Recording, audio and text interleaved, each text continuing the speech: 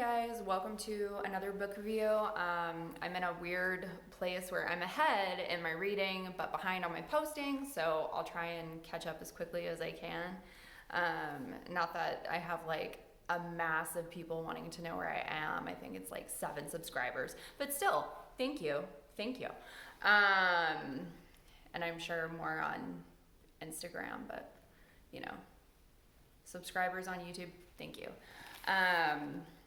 So the book that I'm going to be talking to you guys about today is called After You. So this is the sequel to Me Before You, which was also a movie, same name, starring Daenerys Targaryen, aka Emilia Clarke. And the sequel is still following Emilia Clarke's character after the death of Will Traynor. So basically, read the first book before you read this book, because the plot is pretty essential to kind of knowing what happened in the first book. So please read the first one before you skip ahead and read this one. Now, this book is usually not something I would read because, in my opinion, it's kind of a happy book. The end is it's a happier ending than what I'm used to. I'm used to very like dark and depressing things and weird things, and I like that stuff. So this is usually pretty out of my comfort zone. That being said, there is some dark and twisty elements because she's, of course, mourning the loss of Will Traynor. So this book deals a lot with the subjects of loss and grief and coping, family dynamics, all kinds of stuff, and sometimes like finding out weird stuff about the person that passed that you didn't know, and now it's like you're wishing that you could talk to them about that and because you want to know why they never told you or if it's true.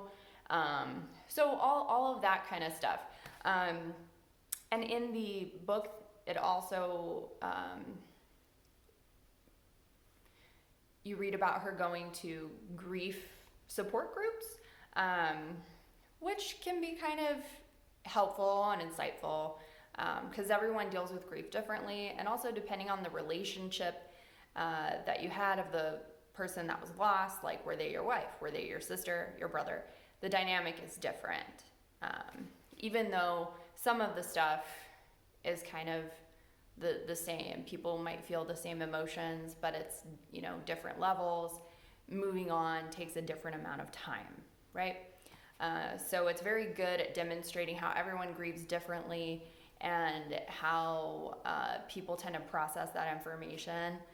And truthfully speaking, I would recommend reading this book if you are having a hard time when it comes to loss and grief.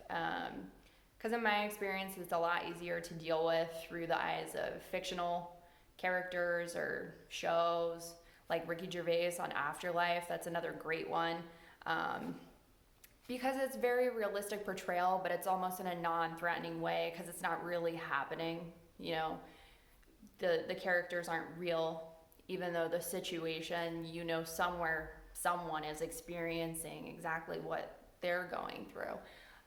So it makes it really relatable, which is always nice in a book, a movie, show, any of that.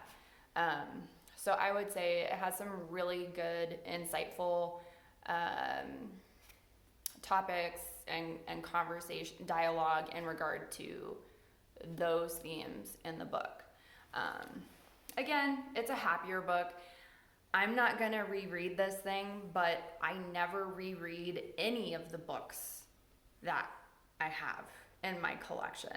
Why that is, I don't know. I think it's because I already know what's going to happen.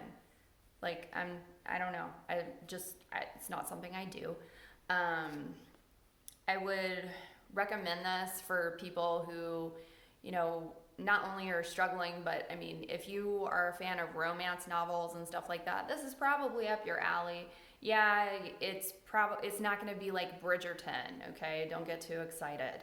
But it is going to have a very realistic portrayal of someone who lost someone that they were in love with, which, you know, is always nice to see in a work of fiction, I think. Just me. But yeah, so one book down, probably like, I don't know, 50 or 60 more to go. And it's March, so not bad, right? Anyway, till next time.